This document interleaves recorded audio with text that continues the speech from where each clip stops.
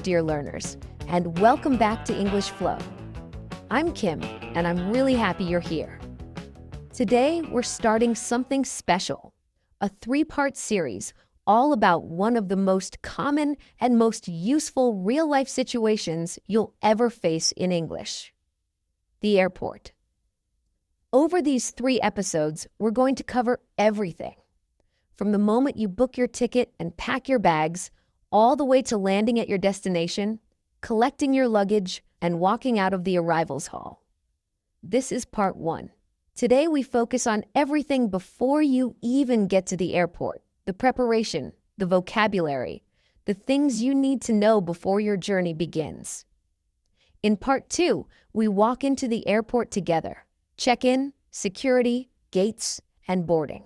And in part 3, we get on the plane, land at our destination, go through passport control, and make it all the way out. Make sure you subscribe right now so you don't miss any of them. Trust me, you'll want all 3. Let's begin. First, let's talk about types of flights, because the kind of flight you're taking changes almost everything else. A domestic flight is a flight within your own country. You're not crossing any borders. Flying from London to Manchester or from New York to Los Angeles, those are domestic flights. For domestic flights, you usually don't need your passport. A photo ID, like a driving license, is often enough. An international flight, sometimes called an overseas flight, is when you cross into another country, flying from the UK to France, from Brazil to Germany, or from Iran to Canada. For international flights, you always need your passport, no exceptions. And you may also need a visa, a special permission to enter that country. Some countries give you a visa on arrival. Others require you to apply weeks in advance. Always check before you travel. Then there's a connecting flight, also called a transit flight. This is when you can't fly directly to your destination and need to stop somewhere in between. For example, you might fly from Tehran to Istanbul, and then from Istanbul to London. That second flight is your connecting flight. The time you spend waiting at the middle airport is called a layover or a stopover. I have a 3-hour layover in Dubai.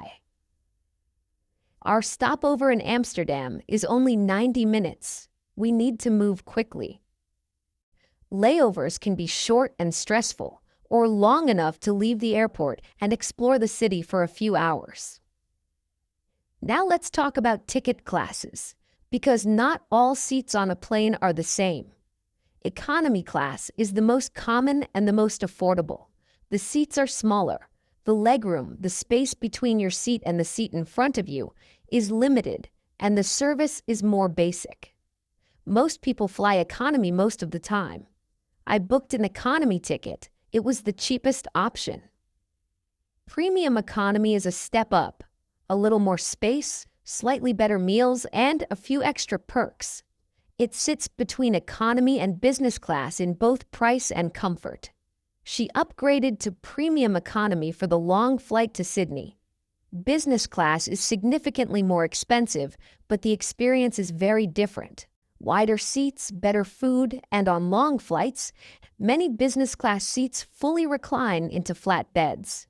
He always flies business class when he travels for work. And then there's first class, the most luxurious and the most expensive. Some airlines offer private suites, gourmet meals, and a level of comfort that is truly in a category of its own. I've never flown first class, but one day.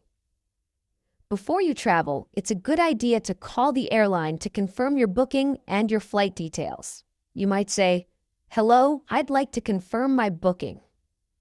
Can you check that my reservation is still active? I have a flight on the 15th. Could you confirm the departure time?" And the airline might ask you, "Can I get your ticket number, please? Could I have your booking reference?" Always keep your ticket number and booking reference somewhere easy to find, in your email, written down, or saved on your phone. Now let's talk about a word you'll see everywhere at airports: Departure. Departure simply means leaving a place. Your departure date is the date you fly. Your departure time is when your flight takes off.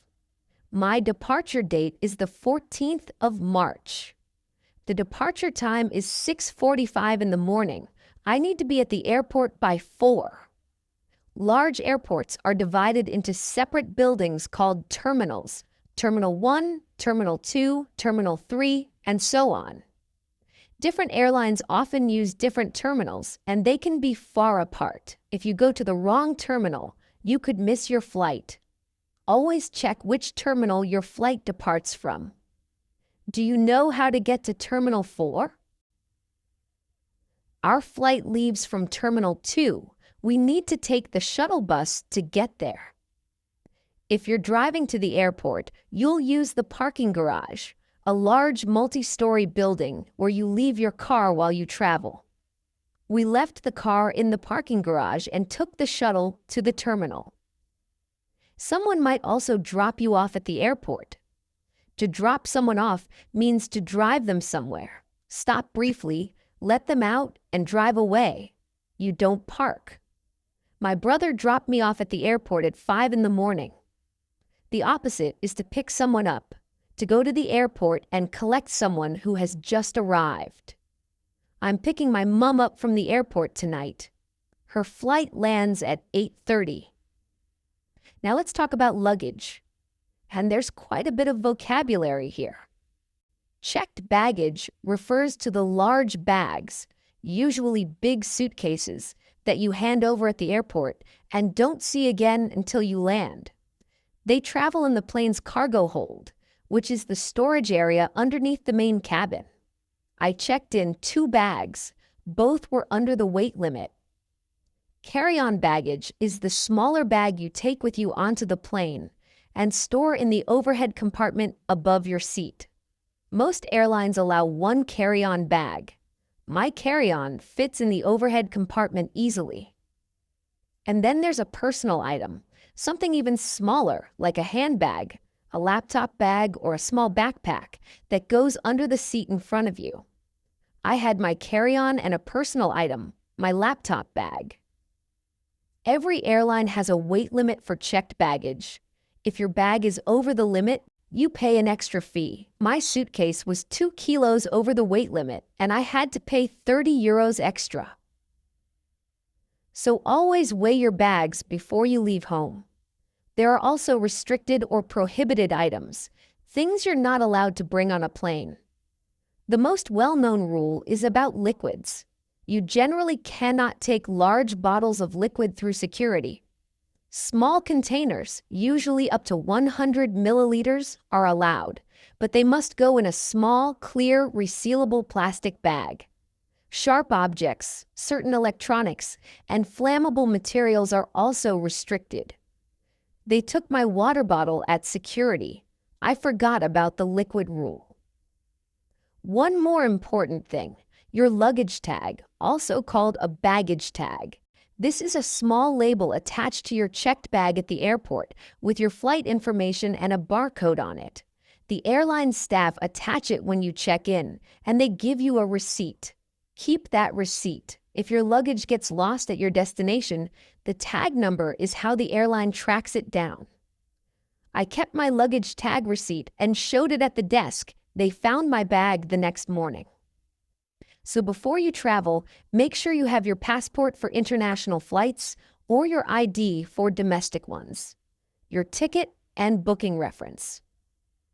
The right terminal. Bags packed within the weight limit with no prohibited items, and your luggage tag receipt once you check in. In part 2, we walk into the airport, check-in desks, security, boarding gates, and everything in between. Subscribe now so you don't miss it. And if English Flow has been useful to you, please like this episode and leave us a comment. Every single one makes a real difference and helps us keep going. I'm Kim. Take care of yourself and keep flowing.